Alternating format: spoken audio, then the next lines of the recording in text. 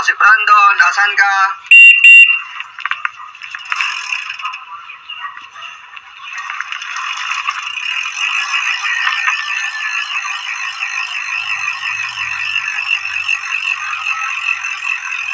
Tara na, ito si Brandon, padyak na.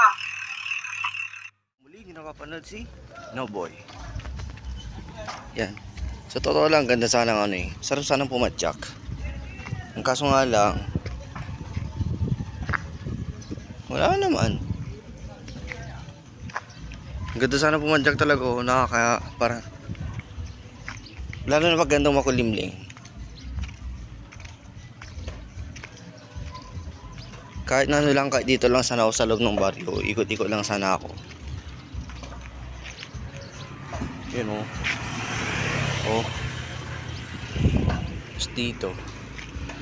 Kahit paikot-ikot lang sana ako eh. Kaso nga lang, yun. Malaking bad news kasi hanggang ngayon hindi pa okay yung bisikleta ko. Kasi tawag dito. Kahapon ganun pa rin yung level, flat pa rin siya. Hindi ko alam kung ano talagang problema nun. Tapos tinignan ko kanina yan tanghali kung meron na ba yung mag-aayos dyan sa tabi lang ng bahay. Eh wala pa naman. Kaya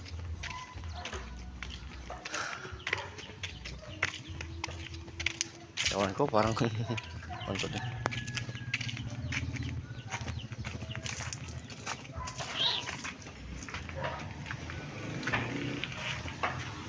Ayun, flat pa rin siya.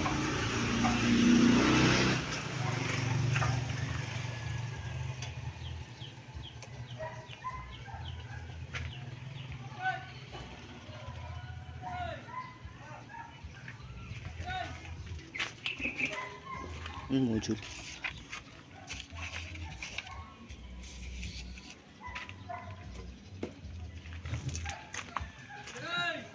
Kaya ayun, mimis na okay na sana. Makakapadyak na sana ako ng medyo malayo kasi miss ko na rin pumadyak, miss ko na rin magbisikleta. Yan. Kaso nga lang, ganun pa rin talaga. Ngayon, bukas kung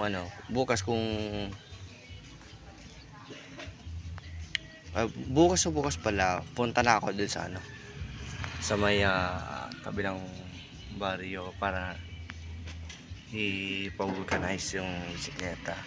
Kasi basta bukas yun yung gagawin ko. Off-plan mo pa vulcanize. Hindi ko lang alam kung uulanin pala ngayon na. Pero sarap sana mag-bisikleta. So yun lang yung update sa ngayon. Nakakalungkot lang talaga, hindi wala mga pagbisikleta. So yun lamang po yung update sa ngayon. Thank you so much po and God bless po sa ating lahat.